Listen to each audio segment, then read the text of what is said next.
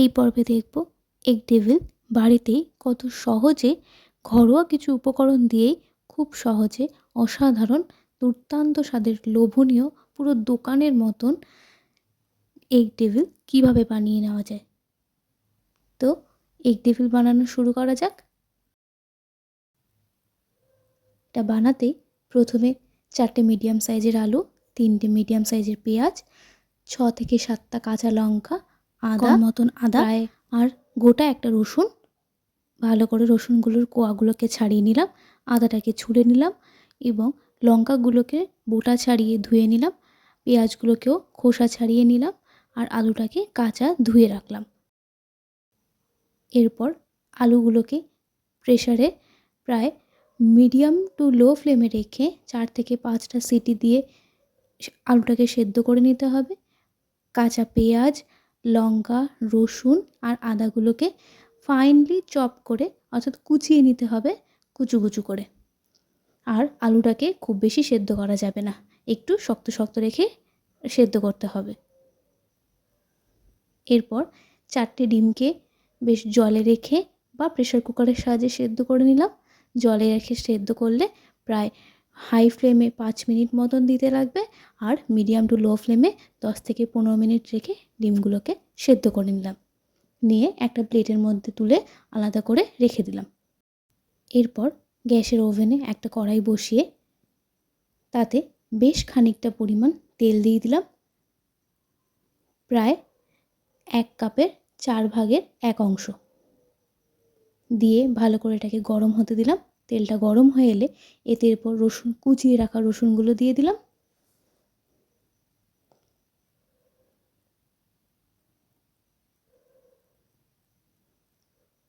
তারপর একবার খুন্তির সাহায্যে নেড়ে নিলাম।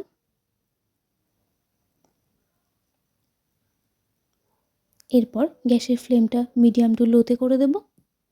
এরপর এতে কুচনো আদাগুলো দিয়ে দিলাম।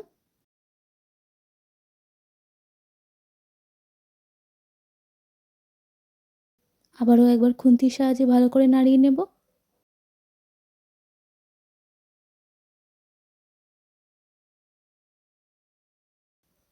এরপর এতে কুচিয়ে রাখা লঙ্কাগুলো দিয়ে দিলাম।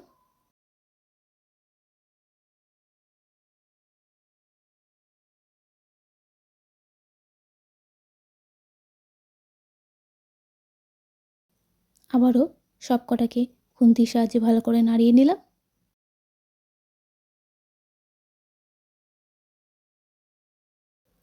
এরপর এতে কুচিয়ে রাখা পেঁয়াজগুলো দিয়ে দিলাম।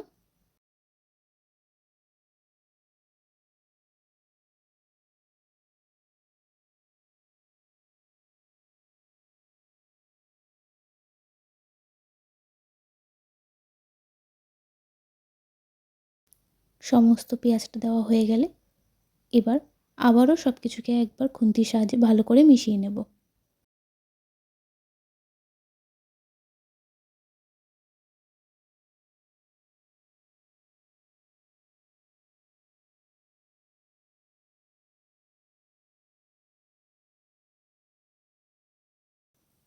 বারে বারে খুন্তি দিয়ে নাড়িয়ে নাড়িয়ে এই পেঁয়াজ, আদা, রসুন এবং লঙ্কাটাকে প্রায় ভাজা ভাজা করে নিতে হবে।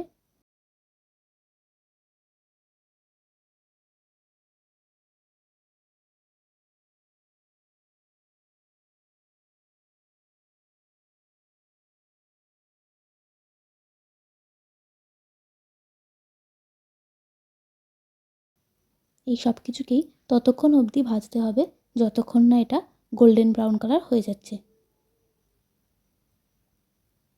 পেঁয়াজগুলো যখন বেশ বাদামি বাদামি রঙের হয়ে আসবে তখনই বুঝবেন যে পেঁয়াজ, আদা, রসুন এবং লঙ্কাগুলো প্রায় ভাজা হয়ে এসছে। এইভাবে বারে বারে নাড়িয়ে নাড়িয়ে পেঁয়াজ, আদা, রসুন, লঙ্কাকে ভেজে নিতে হবে।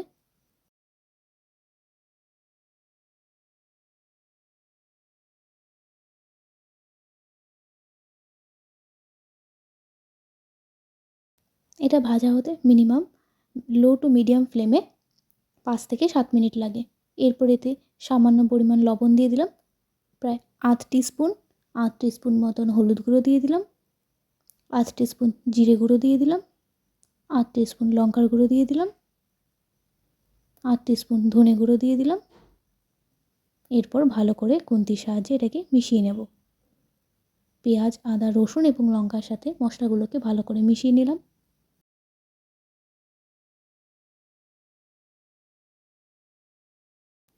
ঠিক এইরকম একটা মাখা মাখা, এইরকমই একটা মশলা মাখা পেঁয়াজ তৈরি করে নিলাম। ভালো করে নাড়িয়ে নাড়িয়ে এই মশলা এবং পেঁয়াজগুলোকে একসাথে কুক করে নিচ্ছি। প্রায় 2 থেকে 3 মিনিটের মতন।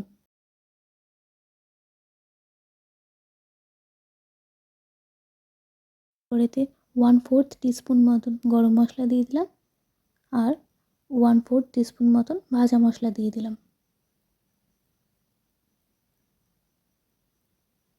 দিয়ে আবারও পুরো মশলাটাকে ভালো করে মিশিয়ে নিলাম পেঁয়াজের সাথে।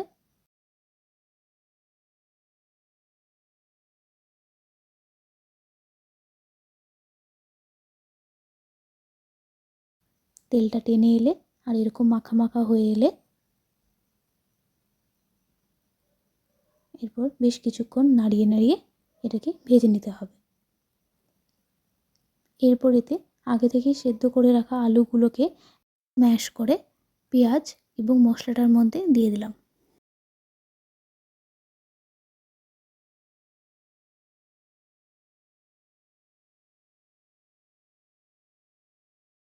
পুরো আলুটা দেওয়া হয়ে গেলে এরপর ভালো করে আলুর সাথে পেঁয়াজ এবং মশলাটাকে মাখিয়ে নিলাম।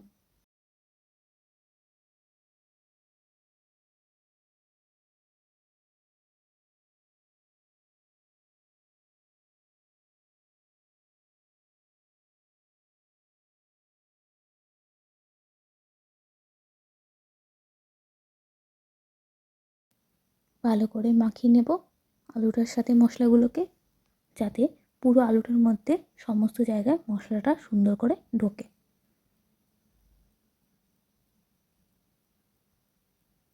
খুন্তির সাহায্যে এইভাবেই ভালো করে মিশিয়ে নিলাম।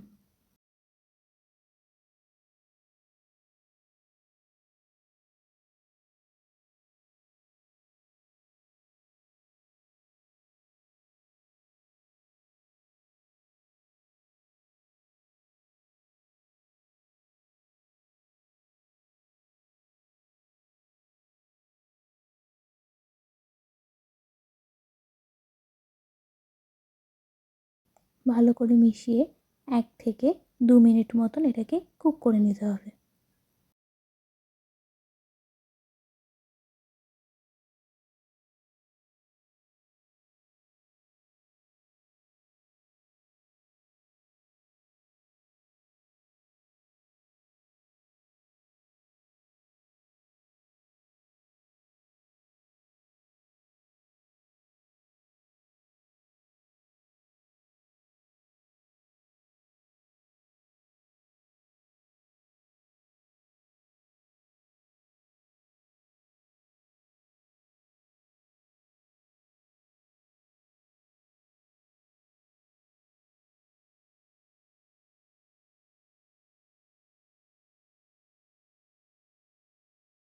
কুক করা হয়ে এলো, এরপর গ্যাসের ফ্লেমটা বন্ধ করে দিয়ে প্লেটের মধ্যে আলু মাখাটা তুলে নিলাম।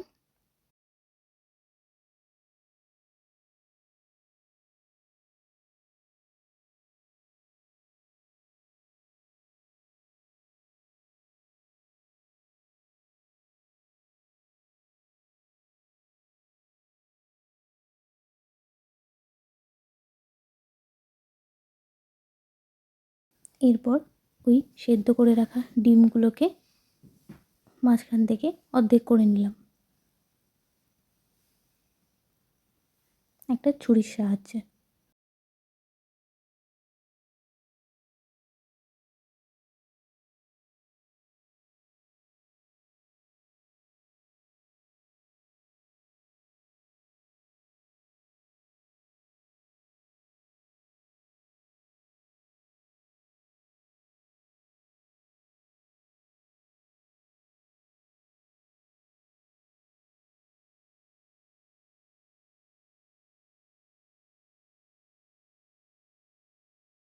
সব করা ডিমকে এইভাবে কেটে নিলাম।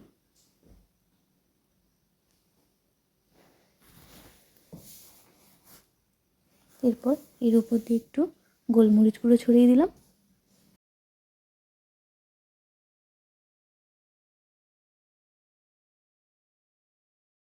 আর অল্প করে বিট লবণও ছড়িয়ে দিলাম।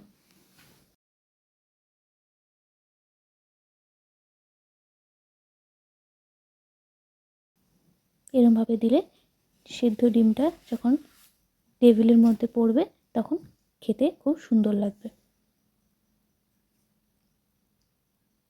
এরপর ঠান্ডা করে নেওয়া আলুর মাখাটা নিয়ে হাতের মধ্যে একটা মণ্ড তৈরি করে নিলাম। ঠিক এইভাবে চ্যাপ্টা করে একটা মণ্ড তৈরি করে নিয়ে এর উপর ওই অর্ধেক করে রাখা ডিমটাকে বসিয়ে দিলাম, দিয়ে সাইড দিয়ে এইভাবে আলুগুলো দিয়ে চেপে দিলাম।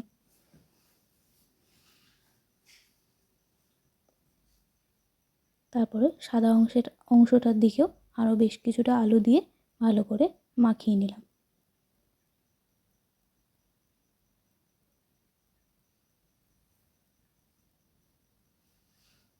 চারিদিক দিয়ে আলুটাকে ভালো করে আটকে দিলাম যাতে ডিমটা বেরিয়ে আসতে না পারে।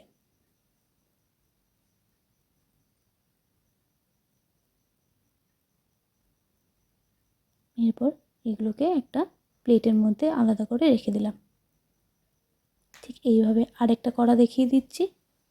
একইভাবে হাতের মধ্যে এইভাবে আলুর পুরটাকে নিয়ে নেব, তারপর তার উপর একটা ডিম সেদ্ধ বসিয়ে দেবো, আশপাশ দিয়ে ওইগুলোকে চেপে দেবো, আর ওপর দিয়ে বেশ কিছুটা আলু আরও দিয়ে ভালো করে পুরো ডিমটাকে কভার করে দেবো।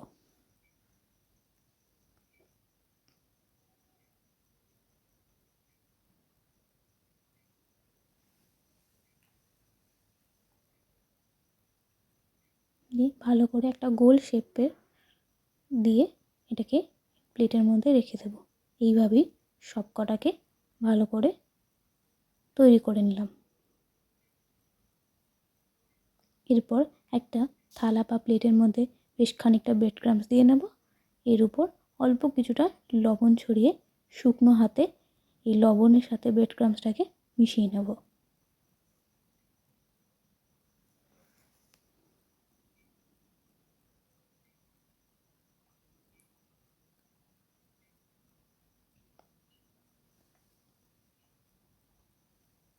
আরেকটা বাটির মধ্যে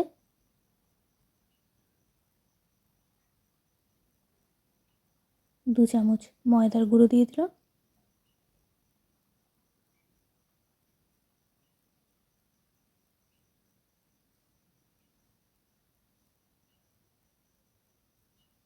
দু চামচ কর্নফ্লাওয়ার দিয়ে দিলাম।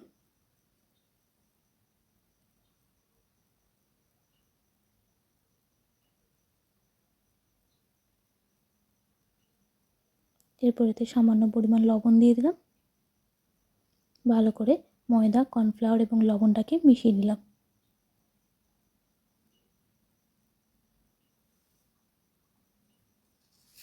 এরপর এতে অল্প অল্প করে জল দিয়ে একটা লিকুইড ব্যাটার তৈরি করে নেব।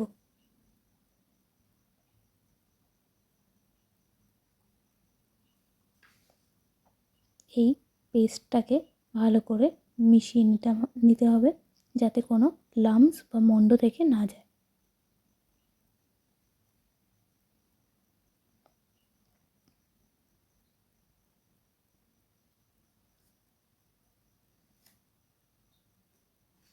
ঠিক এইরকমই একটা পাতলা ব্যাটার তৈরি করে নিতে হবে, না বেশি ঘন না বেশি পাতলা।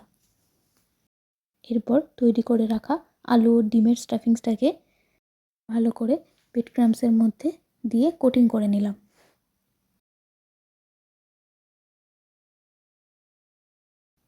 সব দিকটা ভালো করে কোটিং করে নিলাম যেন কোনো জায়গায় ফাঁকা না থেকে যায়।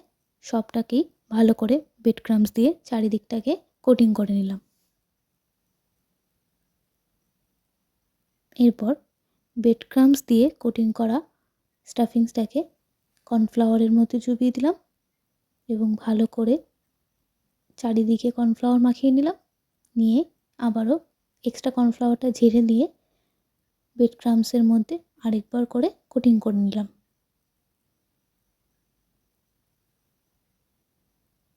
সেকেন্ড কোটিংটা যদি একটা শুকনো হাত দিয়ে করা যায় তাহলে বেশ ভালো হয়।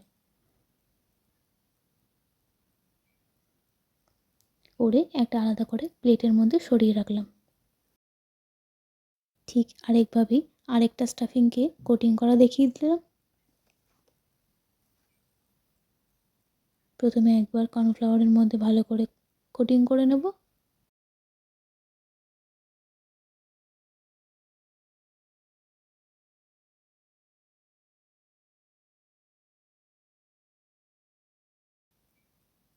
এরপর এটাকে কর্নফ্লাওয়ারের মধ্যে একবার ডিপ করে নেব। নিয়ে এক্সট্রা কর্নফ্লাওয়ারটা ঝেড়ে নিয়ে এরপর এর উপর দিয়ে আবারও ব্রেড ক্রাম্বস দিয়ে দেব এবং শুকনো হাতে ভালো করে পুরো কোটিংটাকে সেকেন্ড কোটিংটাকে করে নেব।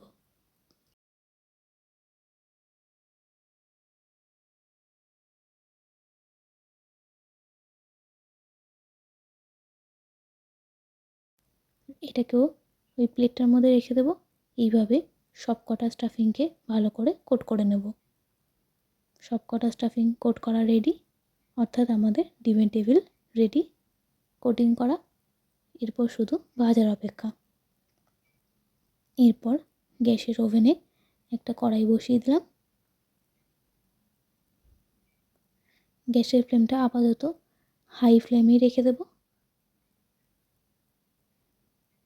এরপর এতে 1 কাপ পরিমাণ সাদা তেল দিয়ে দেব। তেলটা গরম হয়ে এলে এতে একে একে ডিমের টেবিলগুলো ছেড়ে দেব।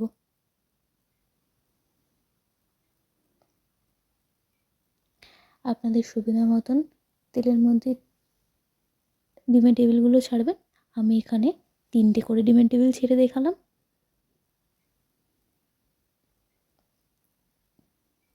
গ্যাসের ফ্লেমটা মিডিয়াম টু লো করে ভাজতে হবে, তাহলে ভাজাটা সুন্দর হবে।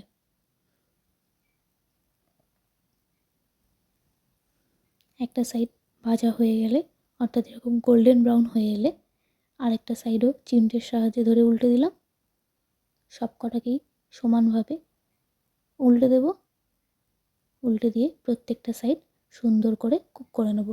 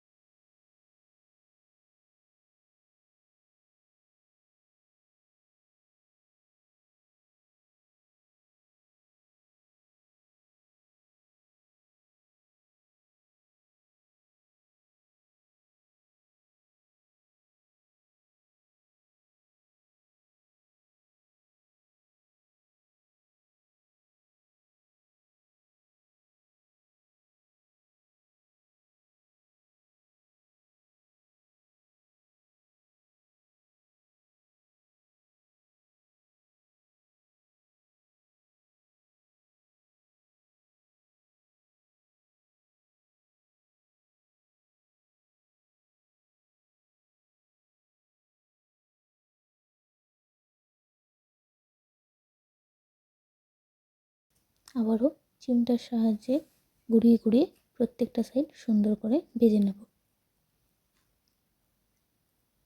এই এগ টেবিলটা ভাজতে বেশিক্ষণ সময় লাগবে না, কারণ ভেতর থেকে পুরো সব কটা স্টাফিংই আগে থেকেই প্রিপেয়ার করা বা কুক করা রয়েছে। তাই মিনিমাম প্রত্যেকটা ডিমের টেবিলের প্রত্যেকটা সাইডকে মোটামুটি 2 to 3 মিনিটস করে ফ্রাই করে নিতে হবে লো টু মিডিয়াম ফ্লেমে।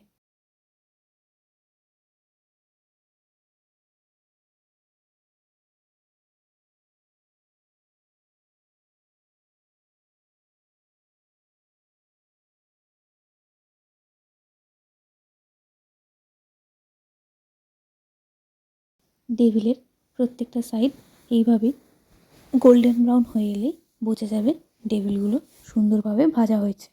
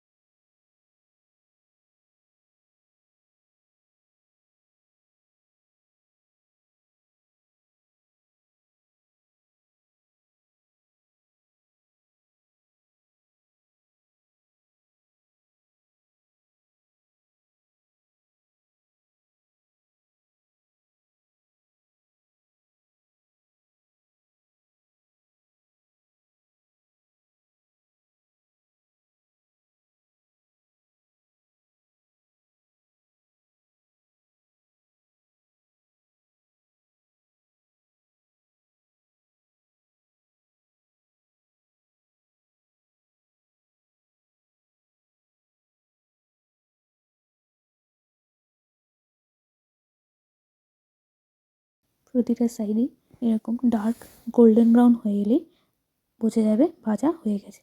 এরপর এটাকে একটা ছান্তার উপর তুলে এক্সট্রা তেলটাকে ঝেড়ে ফেলে দিতে হবে। এটা একটা একটা করেও করা যায়, আমি এখানে 3টেই করে একসাথে দেখিয়ে দিলাম। এটা আলাদা আলাদা করে একটা একটা করেও ছান্তার সাহায্যে তেলটাকে এক্সট্রা তেলটাকে ঝেড়ে ফেলে দেওয়া যায়।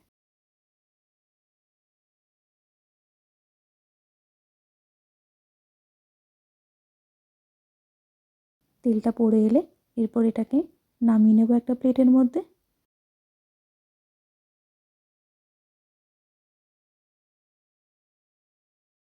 এইভাবেই প্রত্যেকটা ডিমের টেবিল ভেজে নিলাম এবং এই টেবিলগুলোকে পছন্দ মতন সস বা চাটনির সাহায্যে আর পছন্দ মতন স্যালাড, আমি এখানে শসা, পেঁয়াজ এবং গাজর দিয়ে সার্ভ করে নিলাম।